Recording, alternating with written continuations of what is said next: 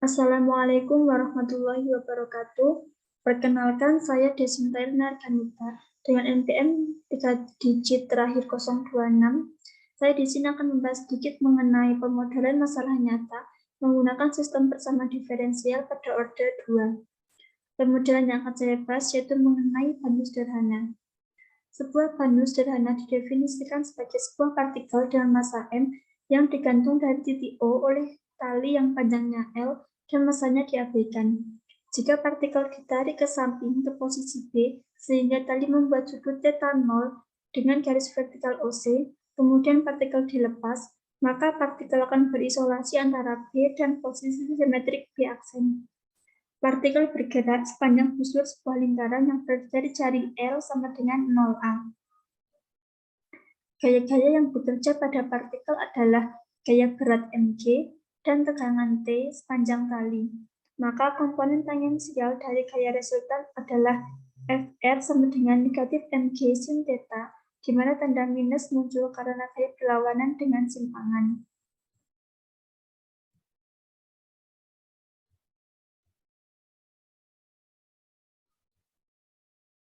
Karena partikel bergerak sepanjang lingkaran berjari-jari L, maka cara yang ditempuh bandul adalah S sama dengan L θ. Sehingga kecepatan bandul adalah V sama dengan L do θ per do T, dan percepatan tangensial bandul yaitu alfa sama dengan L do F per do T sama dengan L do kuadrat θ per do T kuadrat. Menurut hukum Newton 2, yaitu diperoleh F sama dengan M dikalikan A. Untuk A-nya ini kita ganti menjadi L do kuadrat θ per do T kuadrat diperoleh ML do kuadrat θ per do T kuadrat, sehingga ML do kuadrat θ per do T kuadrat sama dengan negatif mg sin θ, atau ini M-nya kita coret habis, lalu L-nya kita pindah luas menjadi G per L sin θ. Ini negatif G per L sin θ kita pindah luas menjadi positif G per L sin θ sama dengan 0. Bila sudut θ cukup kecil, maka sin θ merupakan θ. Jadi persamaan gerak bandul adalah do kuadrat θ per do T kuadrat ditambah G per L θ sama dengan 0. Ini merupakan persamaan yang pertama. Persamaan karakteristiknya yaitu alfa kuadrat ditambah G per L sama dengan 0. Diperoleh akar-akarnya yaitu lambda 1, 2 sama dengan plus minus I akar G per L.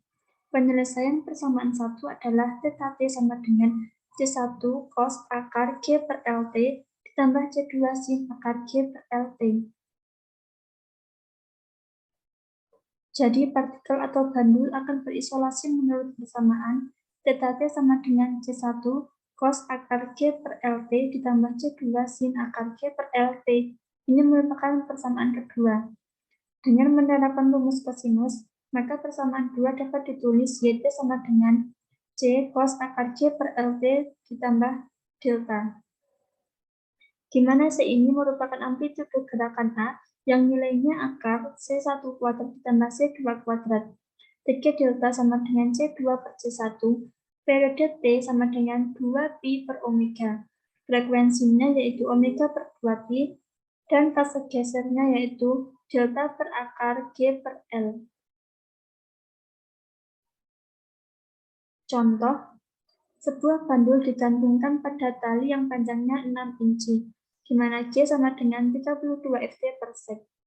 Tentukan θ pada saat T jika θ 0 sama dengan 1/4 dan θ aksen 0 sama dengan 1.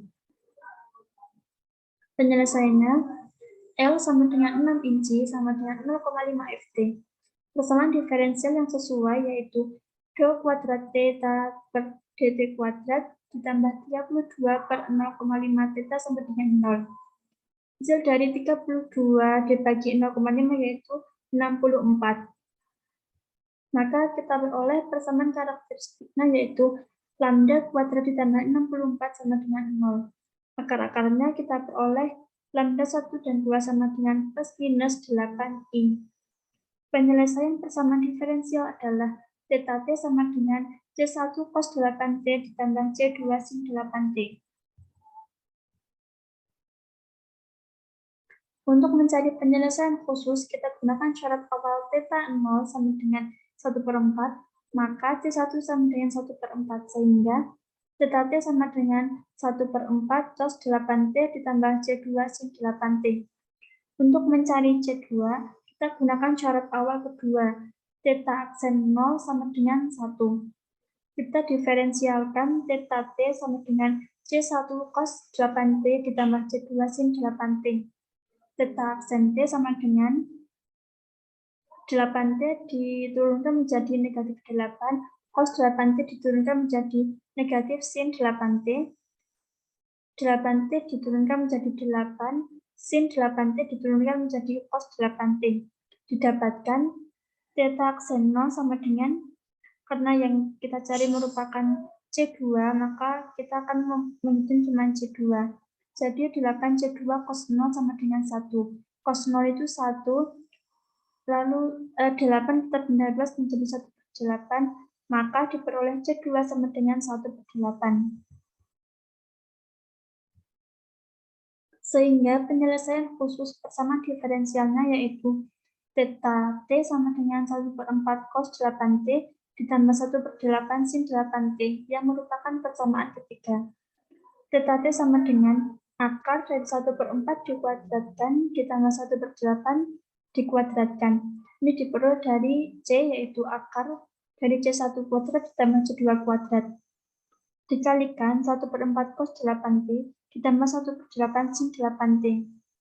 Hasil dari ini, akar dari 1/4 dikuadratkan, 1/4 dikuadratkan yaitu 1/16, 1/8 dikuadratkan 1/64, diperoleh akar 5/64 atau akar 5/8. Dikalikan akar 5/5 sin 8T ditambah 2 akar 5/5 cos 8T. Theta T sama dengan akar 5/8 sin pi sin 8T ditambah cos pi cos 8T, di mana TGP sama dengan min 1/2 atau pi sama dengan min 0,46. Sehingga theta T sama dengan akar 5/8 cos 8T min 0,46. Nah, persamaan ini menunjukkan bahwa pendul bergerak harmonis dengan amplitudenya yaitu akar 5/8, periodenya 8pi/8 yang kita sederhanakan menjadi pi/4, frekuensinya 4/pi, dan sudut fasenya adalah pi sama dengan min 0,46. Sekarang akan kita cari pada saat T berapa akan terjadi nilai maksimum dan atau minimum. Grafiknya yaitu theta T sama dengan 1/4 cos 8T ditambah 1/8 sin 8T akan mencapai nilai ekstrim bila theta aksen T sama dengan 0. Theta aksen T sama dengan negatif 2 sin 8T ditambah cos 8T sama dengan 0. Negatif 2 sin 8T kita pindah ruas menjadi 2 sin 8T sama dengan cos 8T.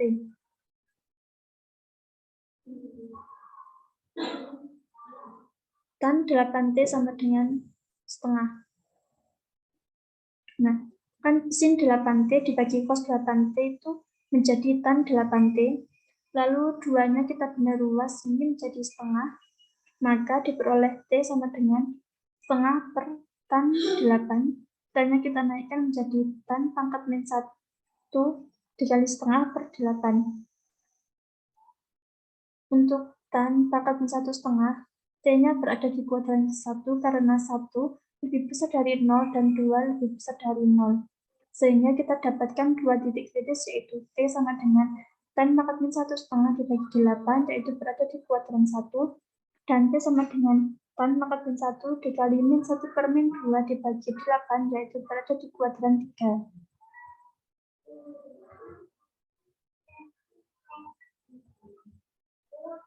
Untuk mengetahui di mana terjadi nilai maksimum dan minimum, kita gunakan uji turunan kedua. Bila theta double aksen T lebih besar dari 0, maka terjadi minimum, dan bila theta double aksen T kurang dari 0, maka terjadi maksimum.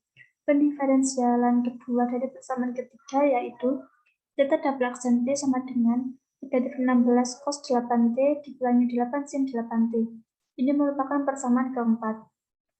Lalu kita substitusikan T sama dengan tan pangkat min 1 dikalikan setengah per 8 ke persamaan 4. Kita peroleh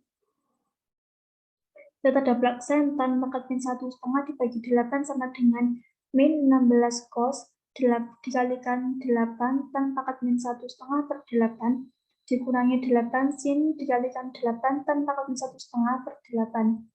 8 ini kita coret, ini juga kita coret, diperoleh min 16 cos tan pangkat min 1 setengah dikurangi 8 sin dikalikan tan pangkat min 1 setengah. Diperoleh negatif 16 dikalikan 2 per akar 5 dikurangi 8 dikalikan 1 per akar 5.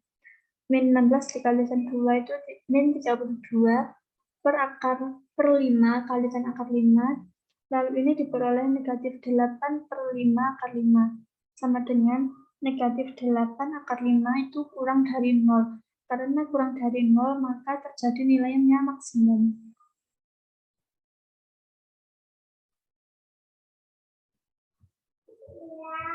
Lalu kita substitusikan T sama dengan tan pangkat min 1 dikalikan min 1 per min 2 per 8 ke persamaan 4 diperoleh data double aksen dikalikan tan pangkat min 1 dikalikan min 1 per min 2 dibagi 8 sama dengan negatif 16 cos 8 dikali tan pangkat min 1 dikali min 1 per min 2 per 8 dikurangi 8 sin dikalikan 8 dikali tan pangkat min 1 dikali min 1 per min 2 dibagi 8.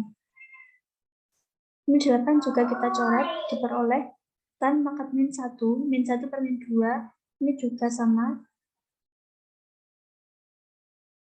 Maka diperoleh negatif 16 dikalikan min 2 per akar 5, dikurangi 8 dikalikan min 1 per akar 5. Min 16 dikalikan min 2 per akar 5 itu kita dapatkan 32 per 5 akar 5.